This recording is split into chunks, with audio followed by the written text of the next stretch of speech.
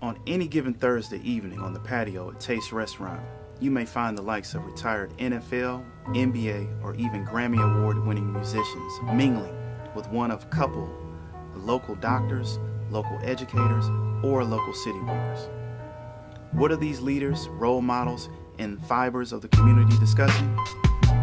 Well, we like to take trips down memory lane remembering the good old days that have that nostalgic feeling. But we also tackle contemporary issues that impact our community.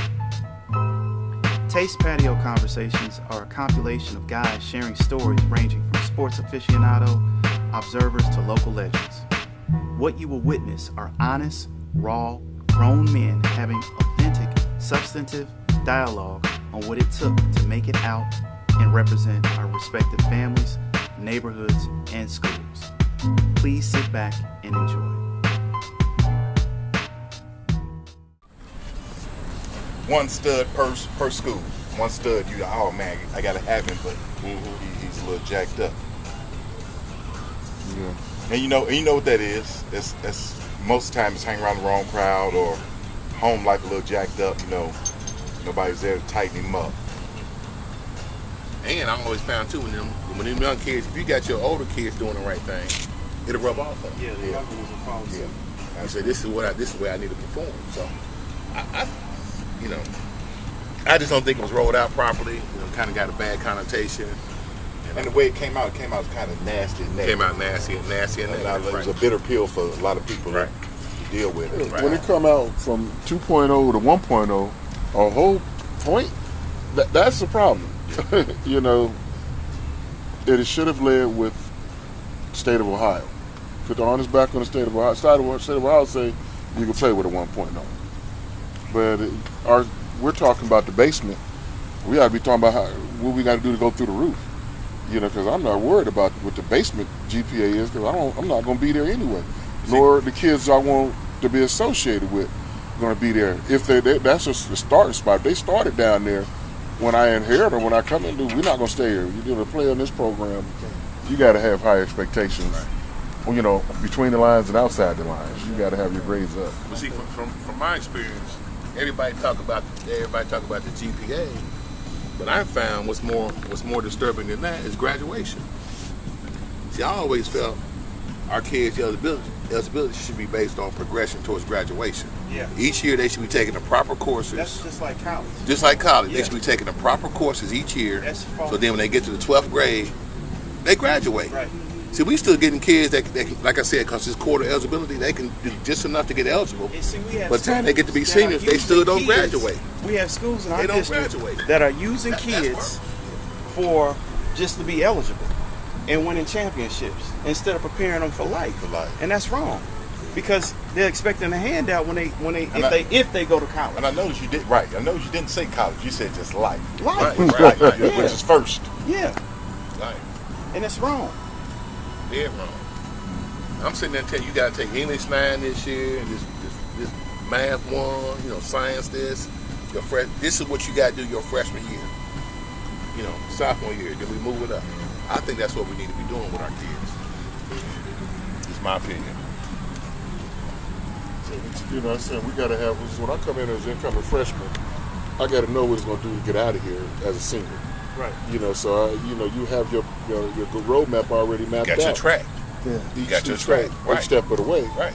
And otherwise, if you don't have no roadmap, you just lost. You like a ball in all high grass. See it in college all the time, don't you? All the time.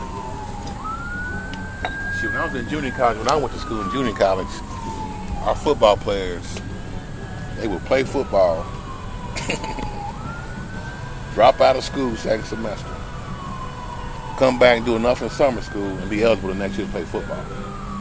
And that was the cycle. That's just what they would do. They would drop out second semester, don't go to school, come back for summer school, they eligible to play football.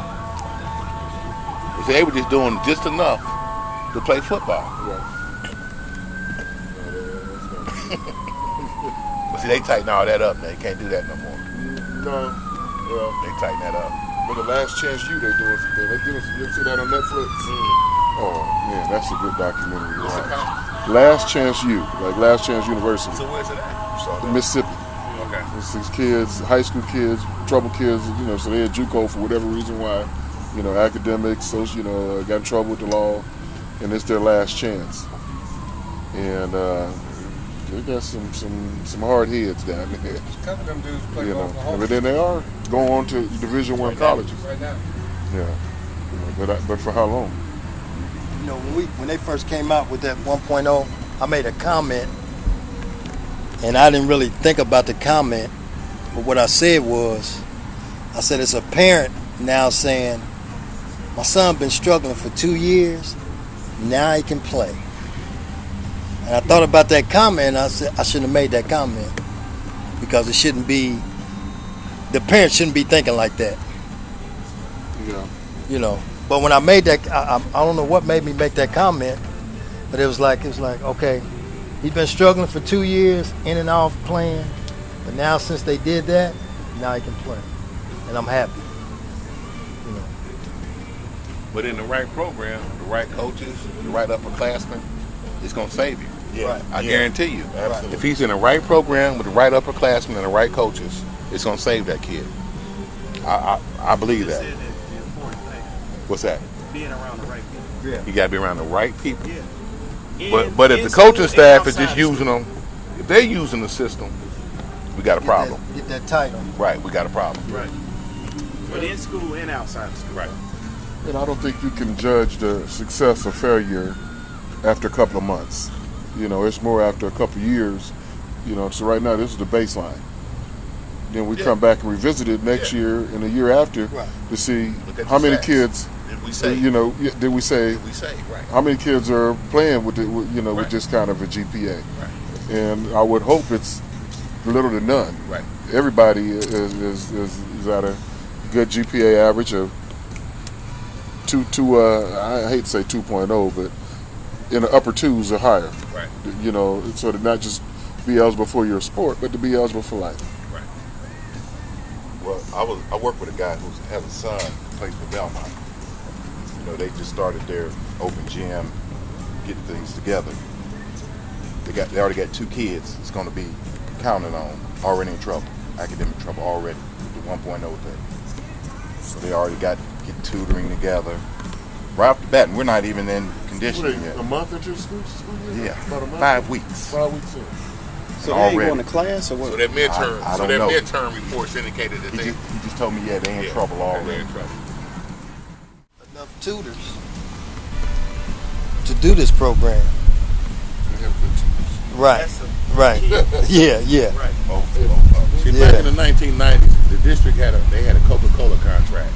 And I'll never forget this. I think each school got $5,000 for a tutoring program. For a tutoring program. Each school got $5,000 for the school year.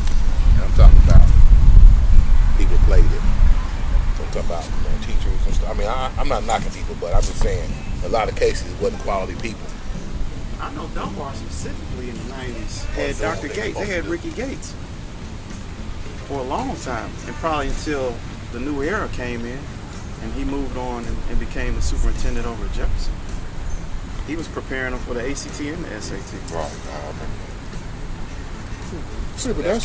See, that's where peer pressure, gets a bad knock, because we hear peer pressure, first thing we think is negative. But peer pressure can be positive and negative. Mm-hmm. So that's where the peer pressure from the good students come in, and you come help tutor your buddy. Right. Hey, if you're good in math and your best friend is not so good in math, come help him out. Right. Whether it's math, English, writing, history, whatever your strong suit, that ought to be, the tutoring should come within the student body, especially some of those A students. When they're writing up their thesis for college, and what are some of the things, what are extracurricular activity you do? Well, I tutor, I tutor my classmates. I tutor in the 7th and 8th grade. In my volunteer time. That looks real good on the resume on a college application. I did it at Longfellow. 8th grade, 2 to 6th graders.